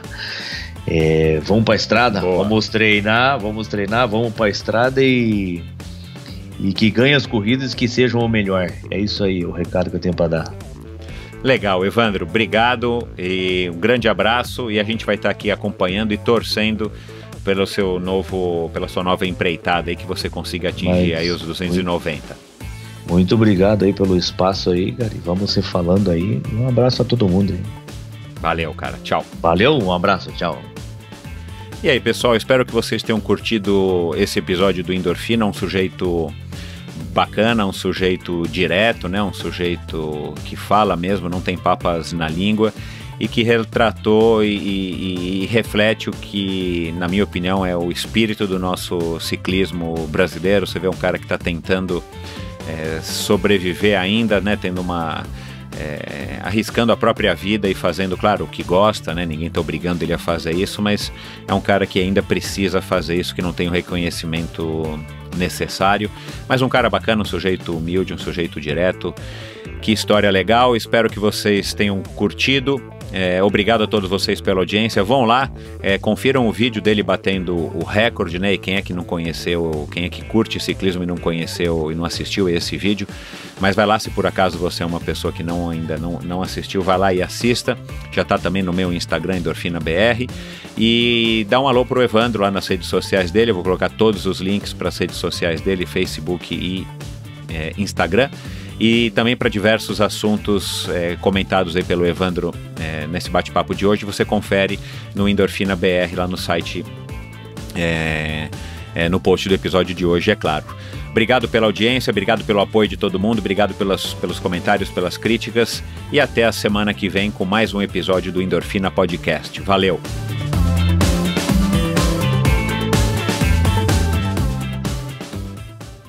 Este episódio foi um oferecimento da Probiótica. Por sinal, tenho certeza de que você já tem acompanhado o trabalho muito legal que a Probiótica vem fazendo, investindo não apenas na fabricação de produtos de primeira linha, é claro, mas também ao patrocinar provas e atletas. Aliás, parabéns à Probiótica pela iniciativa. Estamos precisando de empresas que acreditem no esporte de uma maneira sustentável e o apoio aos atletas profissionais é uma parte importantíssima nesse processo. Aliás, muitos atletas já comentaram a esse respeito aqui no Endorfina. A Probiótica produz uma linha específica de suplementos da mais alta qualidade para os esportes de endurance, tanto para os seus treinos quanto para as provas. Você encontra uma linha completa de carboidratos, desde o tradicional Carbap Gel até o Carbap Pós 4x1, diversos tipos de proteínas, energéticos como a D-ribose e a destrose, glutamina, creatina e os BCAAs que seu nutricionista já deve ter recomendado. Estes produtos e toda a extensa e completa linha de suplementos da Probiótica você encontra na Quality Nutrition. Apenas uma loja com a experiência, conhecimento e excelência da Quality Nutrition é capaz de oferecer a variedade e o atendimento que você procura. Uma ideia bacana da Quality Nutrition, e que ao meu ver foi uma grande sacada do Marcelo Kim, foi a criação dos combos promocionais. Você compra 3 produtos iguais e ganha um desconto que pode chegar aos 50%. Outra sacada é a Quality Week. Em toda a última semana do mês, cerca de 80 produtos nacionais e importados entram em promoção, com descontos que também podem chegar aos 50%. Além dos 3 endereços em São Paulo, você pode comprar convenientemente de qualquer lugar do Brasil através da loja virtual da Quality Nutrition. Você tem literalmente na ponta dos dedos acesso a uma quantidade inimaginável de marcas e produtos. Acesse qualitynutritionloja.com.br e faça suas compras hoje mesmo. A Probiótica é patrocinadora oficial do circuito Ironman Brasil e 3-Day Series 2019. probiotica.com.br. Acesse o site agora mesmo e conheça a linha completa de produtos da Probiótica. No Instagram, Probiótica Oficial e Quality Nutrition Loja. Siga os perfis e fique por dentro das últimas novidades dessas duas marcas. Obrigado por ouvir esse episódio do Endorfina. Acesse o endorfinabr.com, vá no post do episódio de hoje para conhecer um pouco mais sobre o meu convidado e alguns assuntos abordados em nossa conversa. Lá você ainda encontra todos os episódios do Endorfina e uma galeria de fotos da história do triatlon brasileiro. Se você curtiu, colabore assinando o Endorfina na iTunes Store ou Spotify e compartilhando com seus amigos. Lembre-se de enviar suas sugestões, críticas e comentários através do perfil Endorfina BR no Instagram ou através do Endorfina com Michel Bogli no Facebook. Um abraço e até a semana que vem.